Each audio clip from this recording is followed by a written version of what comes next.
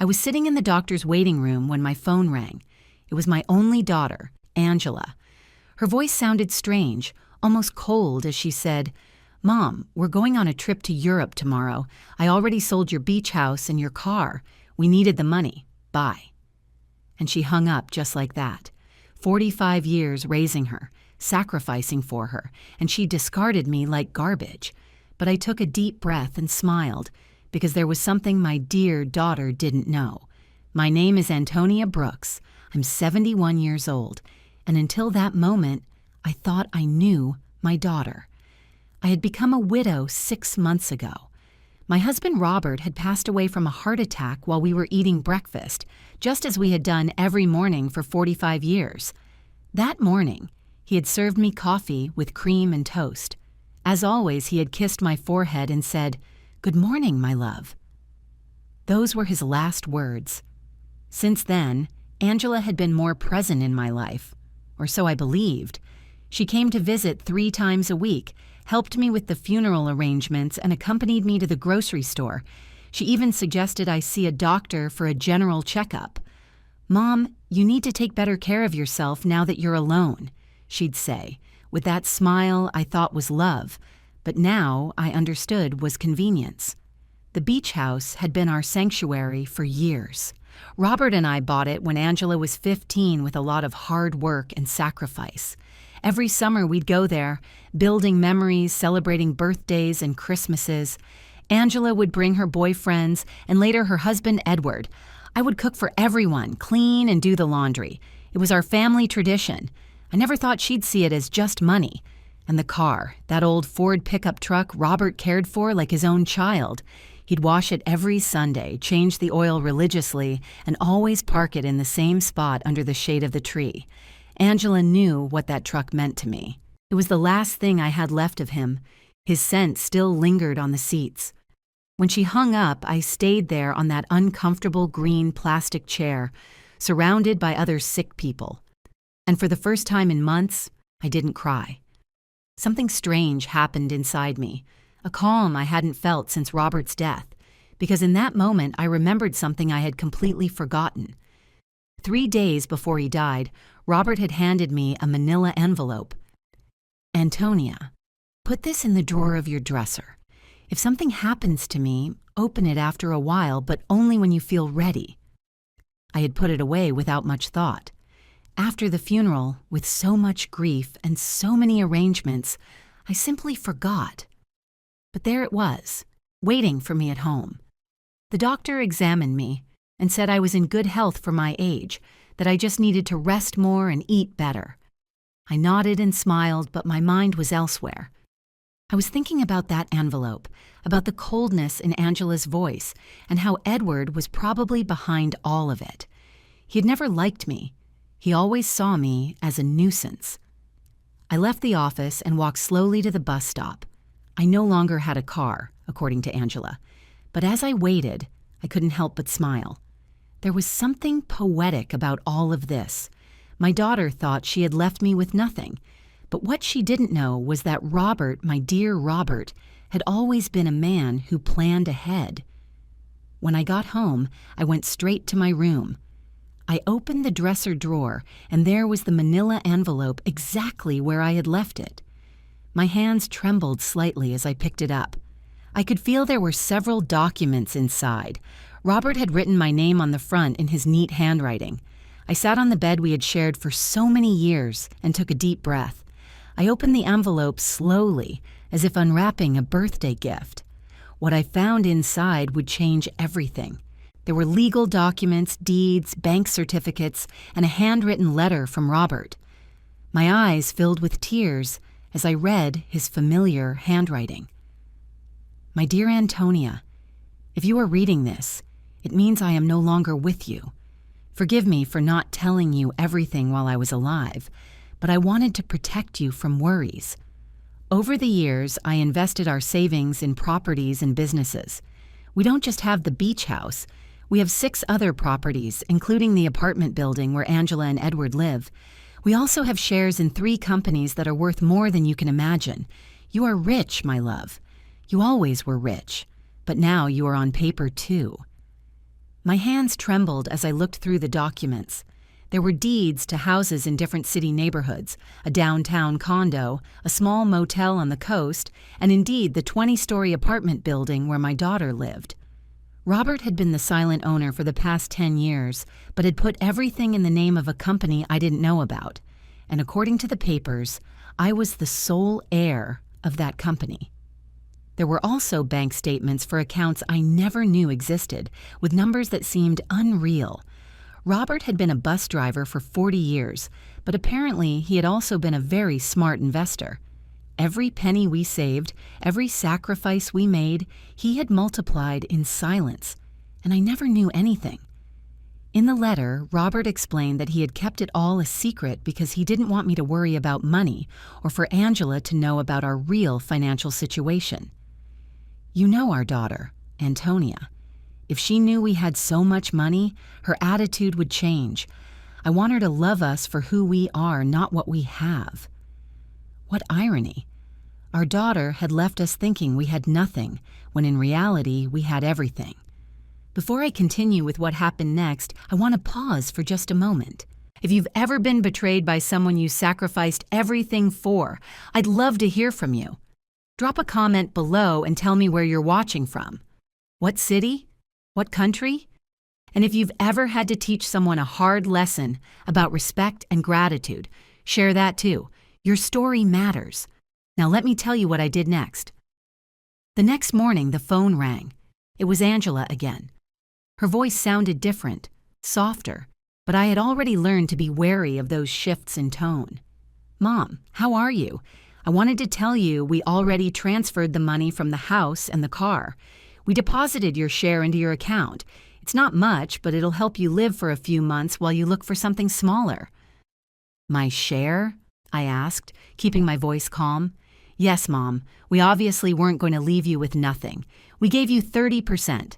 That's fair, right? We need the money for our investment in Europe.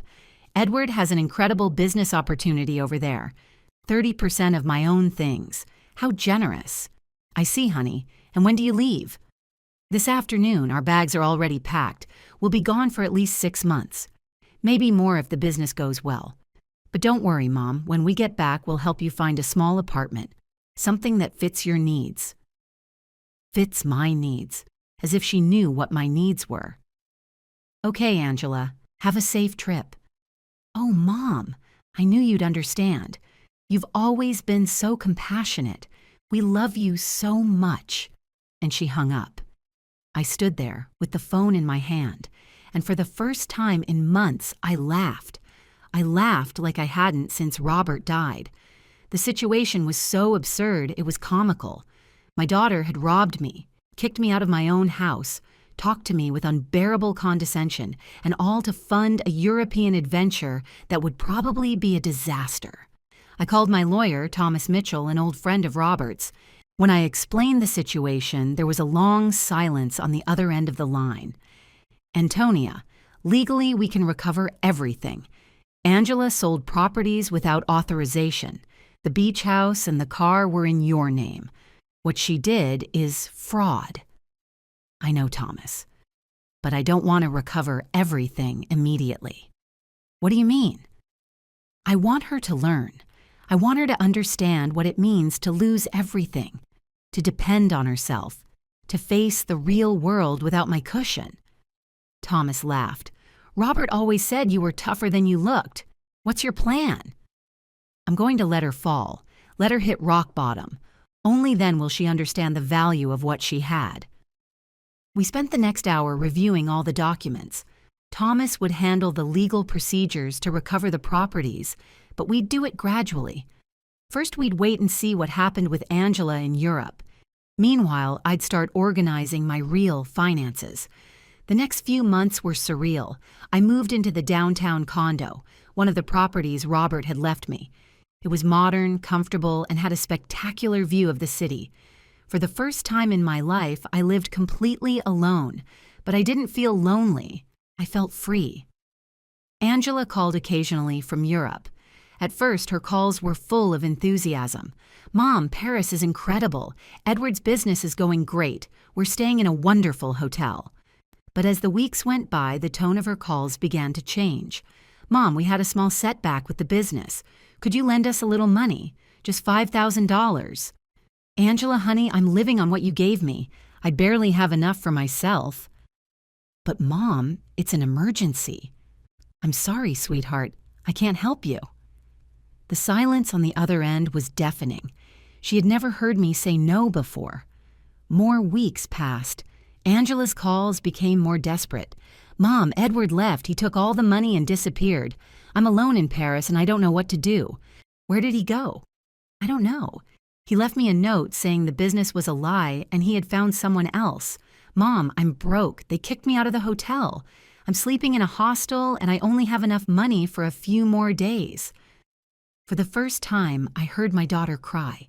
Really cry. Not the manipulative tears she'd used to get her way, but tears of genuine desperation. "What do I do, Mom? I have nothing. No money, no husband, no home." "Come back, Angela." "I can't. The return ticket is expired and I don't have money for a new one." "Figure it out, honey. You're intelligent. You'll find a way." "But, Mom..." "Angela, you need to learn to solve your own problems. I can't always be there to rescue you." And I hung up. It was the hardest thing I'd ever done. My maternal instinct screamed at me to buy her a ticket, to bring her home, to hug her, and tell her everything would be okay. But I knew that if I did, she would never learn. She would never change. A week passed, then 2. I didn't hear anything from Angela and my anxiety grew. What if something bad had happened to her? What if I had been too hard? But then, on a Tuesday afternoon, my phone rang. It was an unknown number. "Mom, it's me." Angela's voice sounded different, tired but stronger somehow. "Angela, where are you?" "I'm in Paris still. Mom, I got a job washing dishes in a restaurant. It's hard work and the pay is minimal, but it's enough to eat and share a room with 2 other girls. I'm also learning French." "You got a job?" I couldn't hide my surprise. "Yes." At first, I thought I couldn't do it. I had never worked like this before. But then I remembered how you worked all those years, how you sacrificed for me, and I felt ashamed of who I had become. "Angela..." "No, Mom, let me finish. I was an ungrateful, selfish person. I treated you like you were disposable. I sold your house, your car, your memories for money to fund a fantasy. And I didn't even feel remorse until I lost everything." For the first time in months, I heard my real daughter, the one I thought I had lost forever. "I don't want you to send me money, Mom. I don't want you to rescue me. I want to do this on my own. I want to return home when I can look you in the eye and say I worked for every penny of my ticket." "I'm proud of you, sweetheart. I don't deserve your pride yet, but I'm going to work to deserve it." 3 months later, Angela returned. I went to pick her up at the airport. The woman who got off the plane was different from the one who had left. She was thinner, with calluses on her hands and a look in her eyes I had never seen before. Humility. We hugged in silence for a long time. "I'm sorry, Mom, for everything." "I know, honey." "Did you know about the money Robert left?" I smiled. "Yes." "When did you find out?" "The day you called me to tell me you had sold my house." Angela closed her eyes. "You could have stopped me." "Yes, but you needed to learn. It was the hardest lesson of my life. But it was necessary." We went home, to my condo. Angela looked around with surprise. "This place is beautiful, Mom." "It's one of the properties your father left us."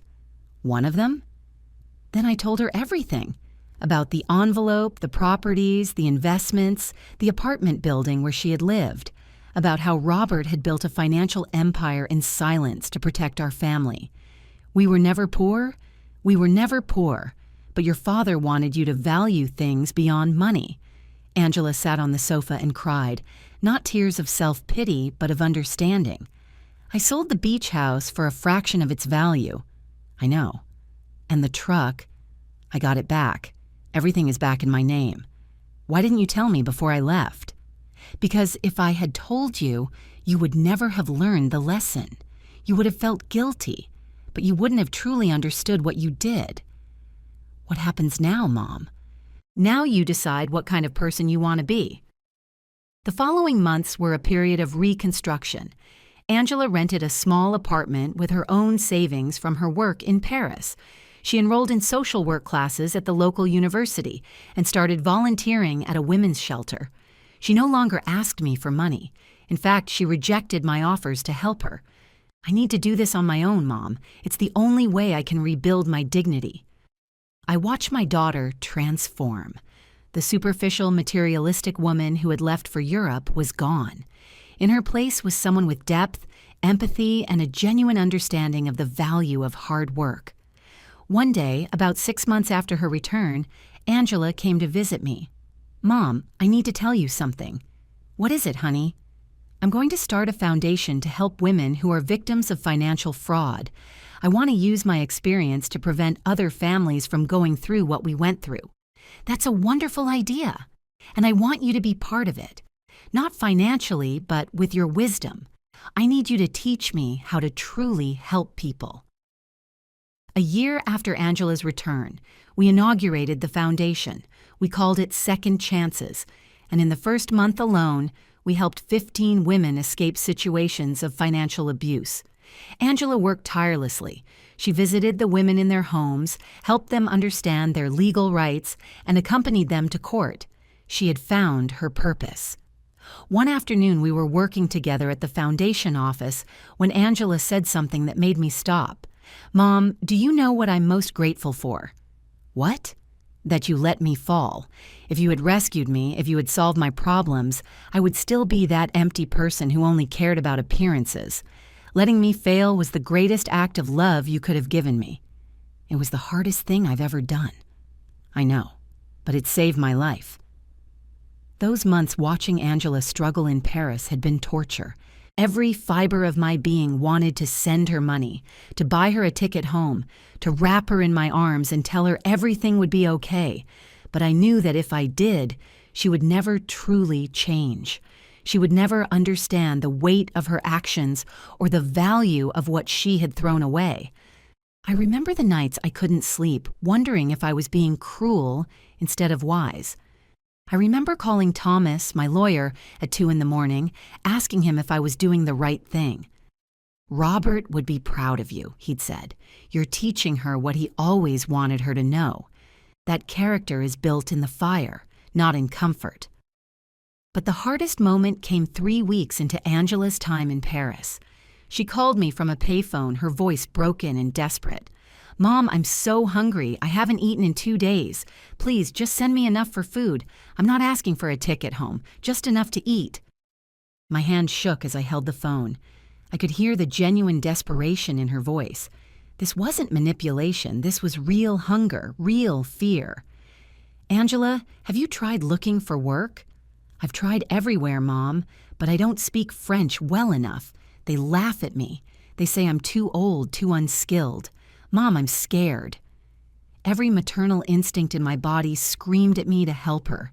But then I thought about the woman who had called me from the doctor's office, so cold and calculating, selling my home and my memories without a second thought. I thought about the years of entitlement, the disrespect, the way she'd treated me like I was disposable.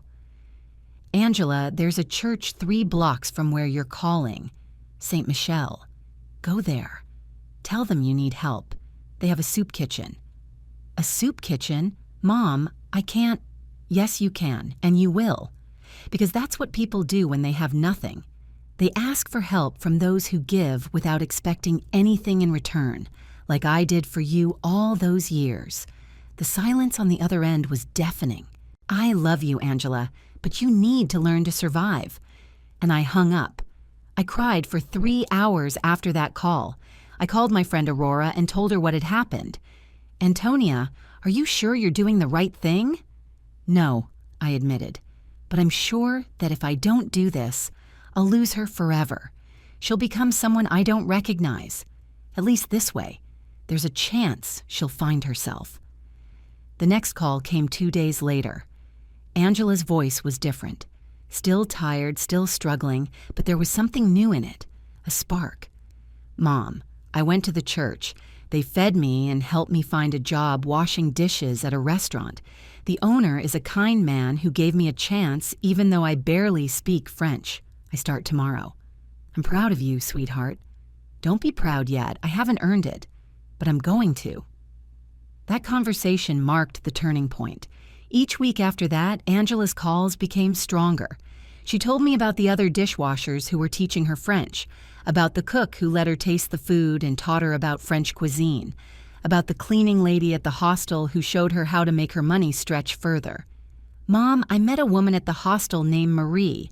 She's 65 years old and she cleans houses for a living. She told me she's been doing it for 40 years.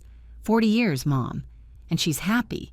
She told me that work isn't about what you do. It's about who you become while doing it. She has more dignity in her little finger than I had in my whole body when I left home.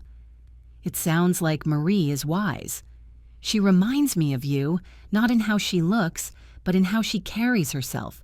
She doesn't complain. She doesn't ask for pity. She just does what needs to be done with grace. I've been such a fool, Mom. You're learning. That's what matters. The 3 months Angela spent in Paris working to earn her ticket home were transformative for both of us. For her, they were about discovering who she was without money, without status, without the cushion of my protection. For me, they were about learning to trust that I had raised a daughter strong enough to survive her own mistakes.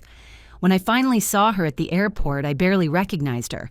The woman walking toward me had calluses on her hands from washing thousands of dishes. Her designer clothes had been replaced with simple, worn jeans and a t-shirt.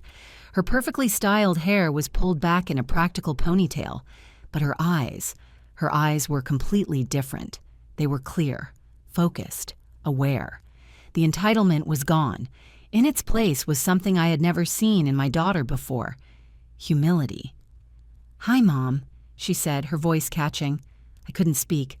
I just pulled her into my arms and held her. I held her like I did when she was a little girl and had scraped her knee. I held her like I did on her first day of school when she was scared. I held her like I should have held her all those times she was hurting, but was too proud to admit it. "I'm so sorry," she whispered into my shoulder. "I know. I sold your home. I sold Dad's truck. I treated you like you were nothing. I know.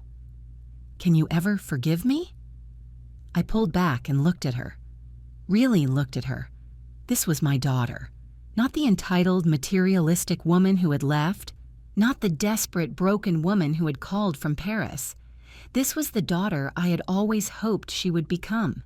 Someone who understood that true wealth has nothing to do with money. "There's nothing to forgive," I said. "You were lost. Now you're found." We drove home in the truck, the one I'd gotten back. Angela ran her hands over the dashboard, tears streaming down her face. "It still smells like Dad." "I know. I can't believe I sold it. What was I thinking?" "You weren't thinking. That's the problem. You were acting on impulse and greed without considering what you were destroying." We drove in silence for a while. Then Angela asked, "When did you find out about Dad's investments?" "The day you called to tell me you'd sold my house." She closed her eyes. "You knew the whole time? While I was in Paris?" "Yes. You could have told me. You could have saved me from all that suffering." "Would it have taught you anything?" She thought about that for a long moment. "No. If you had told me, I would have felt guilty, but I wouldn't have truly understood. I needed to lose everything to understand what I had." "Exactly. You're terrifying, Mom. You know that?" I laughed. It was the first time I'd really laughed since Robert died. "Your father always said I was tougher than I looked." He was right. When we got to the condo, Angela stood in the doorway taking it all in. The modern furniture, the city view, the artwork on the walls. "This is beautiful, Mom. Your father bought it 10 years ago as an investment. I never even knew it existed until I opened the envelope. There are more properties?" "Several. And you let me think you were poor." "Not poor, but I let you believe that selling my house and my car had left me with nothing. because you needed to face the consequences of your actions without the safety net of knowing I was okay. Angela sat down on the couch and put her head in her hands. I don't know if I can forgive myself. You will, in time. But first, you need to understand something. This isn't about forgiveness. This is about transformation. You're not the same person who left, and I'm not the same person either. We both needed this journey to find out who we really are. Who are you, Mom? I thought I knew, but clearly I didn't. I sat down next to her. I'm a woman who loved her husband more than life itself. I'm a mother who would do anything for her daughter, including let her fall so she could learn to stand on her own.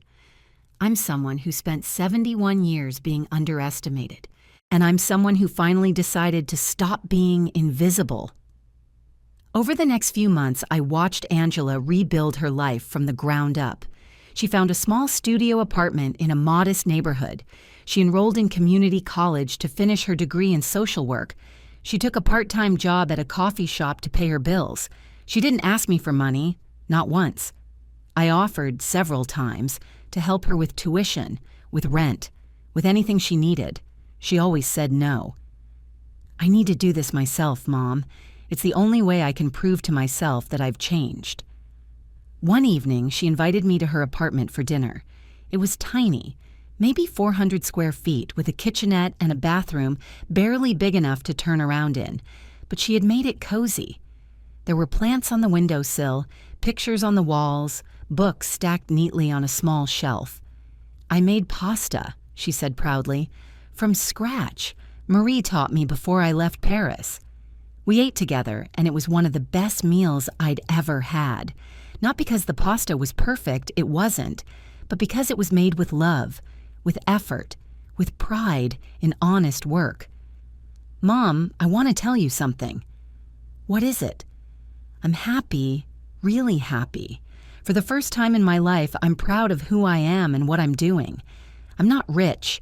I don't have a fancy car or designer clothes, but I'm building something real. Something that matters.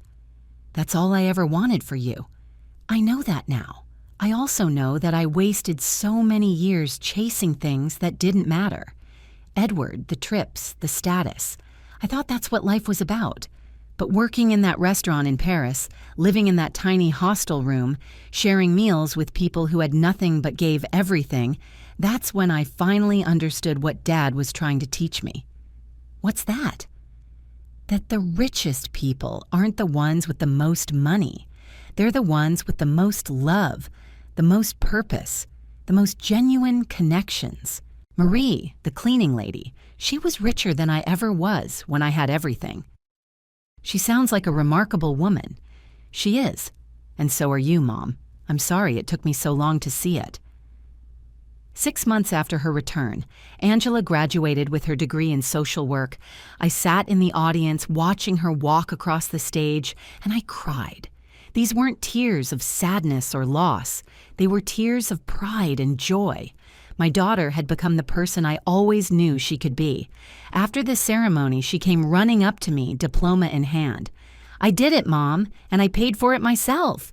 I'm so proud of you. There's something else I want to tell you. What? I want to start a foundation to help women who are victims of financial abuse, women whose families take advantage of them, women who think they have nothing but actually have everything. I want to help them see their worth. My heart swelled. That's a beautiful idea. Will you help me? Not with money, but with your wisdom. I need you to teach me how to truly help people. Of course I will. That night, I went home and looked at Robert's photo on my dresser. We did it, my love, I whispered. Our daughter finally understood. And for the first time since his death, I felt complete peace. Angela had learned that true wealth isn't measured in money, but in character. She had learned that dignity can't be bought, only earned. She had learned that a mother's love isn't about making life easy for her children, but about preparing them to face life's difficulties. The beach house? I kept it. Sometimes Angela and I go there on weekends. We cook together, walk on the beach, and talk about everything. But now she sees that house not as a property with monetary value, but as a sacred space where a family built memories worth more than any bank account. Edward? We heard he was arrested in Monaco for fraud. Angela sent him a short letter. She wrote, "Thank you for being exactly who you were. You taught me to recognize people who only love money and help me value those who truly love me." The apartment building where Angela used to live, I donated it to the foundation. Now it's a shelter for women and their children escaping domestic violence situations. Angela manages it herself, living in a small apartment on the first floor so she can be available whenever someone needs help. The Ford pickup truck? Angela restored it with her own hands as a project to honor her father. Every Sunday, she washes it and parks it in the same spot under the tree, just as Robert used to do. She says it helps her remember where she came from and who she never wants to be again. And me? I'm still here, at 72 years old, watching my daughter become the woman I always knew she could be. Not because I gave her money, but because I gave her something much more valuable. I gave her the opportunity to fall, to fail, and to get up on her own. Last month, Angela came to me with an idea. "Mom, I want to turn the beach house into a retreat for the women we help through the foundation, a place where they can go to heal, to think, to remember who they are beyond their pain." I think that's perfect. Really? You're okay with sharing Dad's house with strangers? They're not strangers, Angela. They're women who need hope. And your father would have loved knowing that his house was being used to give people second chances. That's what he gave you, after all, a second chance. So we did it. We renovated the beach house, adding more bedrooms and a large kitchen where the women could cook together. We put comfortable chairs on the porch where they could sit and watch the ocean. We hung pictures on the walls of families, of love, of hope. The first group of women arrived last weekend, 6 women, all of them escaping different situations, all of them broken in different ways. Angela worked with them, cooking meals, leading group discussions, just being present. On Saturday evening, I drove out to visit. I found Angela on the porch with a woman named Rosa, a 60-year-old woman whose son had stolen her life savings. "He was my baby," Rosa was saying, tears streaming down her face. "How could he do this to me?" Angela held her hand. "Because he forgot who you are. He forgot that you're not just his mother. You're a person with value, with dignity, with rights. But you haven't forgotten. And that's what matters." Rosa looked at Angela. "How do you know? How do you understand?" "Because I did the same thing to my mother. I treated her like she was disposable. I stole from her, I hurt her, I abandoned her. And she loved me enough to let me fall so I could learn to stand on my own." Rosa turned to look at me. "You're her mother?" "I am." "She talks about you all the time. She says you saved her life." "I didn't save her life. I gave her the chance to save herself." That night, after the women had gone to bed, Angela and I sat on the porch, listening to the waves. "Mom, do you ever regret it, letting me suffer like that?" "Every single day, but I don't regret the outcome. If I had rescued you immediately, you would still be the entitled, unhappy person you were before. Now look at you. You're helping other people find their way out of darkness. You've turned your worst mistake into your greatest purpose. I couldn't have done it without you." "Yes, you could have. You're stronger than you know. I got that from you." We sat in comfortable silence for a while. Then Angela said, "Mom, there's something I've been wanting to ask you." "What?" "The money Dad left. It's a lot of money. What are you going to do with it?" "I'm going to use some of it to support the foundation. The rest I'm going to split between scholarships for women going back to school and a fund for struggling families who just need a little help to get back on their feet." "What about me? What about you? Am I in the will?" I looked at my daughter, really looked at her, and I saw someone who had been broken and rebuilt herself into something stronger. "Yes, you're in the will, but not the way you might think." "What do you mean?" "You'll inherit the beach house and the foundation, not money. You'll inherit the legacy your father and I built, the legacy of helping people, of giving second chances, of understanding that true wealth is measured in lives changed, not dollars accumulated. Angela was quiet for a long moment. Then she smiled. That's perfect, Mom. That's more than I deserve and exactly what I need. You deserve it because you earned it. Not through birthright, but through transformation. That's the difference. We sat there until the sun came up, watching the sky change colors, listening to the waves, and feeling the peace that comes from knowing that sometimes the longest journey is the one from who you were to who you're meant to be. Did you like my story? And which city are you listening from? Let's meet in the comments. If you've ever had to let someone you love hit rock bottom so they could learn to stand up on their own, share your experience. If you've ever been betrayed by family and had to make the hardest decision of your life, tell me about it. If you've ever discovered that the real treasure wasn't what you thought it was, I want to hear that story too. Sometimes the hardest love is the truest love. And sometimes letting go is the only way to truly hold on. Because real love isn't about protecting someone from every fall. It's about teaching them how to get back up. It's not about giving them everything. It's about showing them they have everything they need inside themselves. Thank you for listening to my story. Thank you for being here. And remember, it's never too late for a second chance, whether you're giving one or receiving one.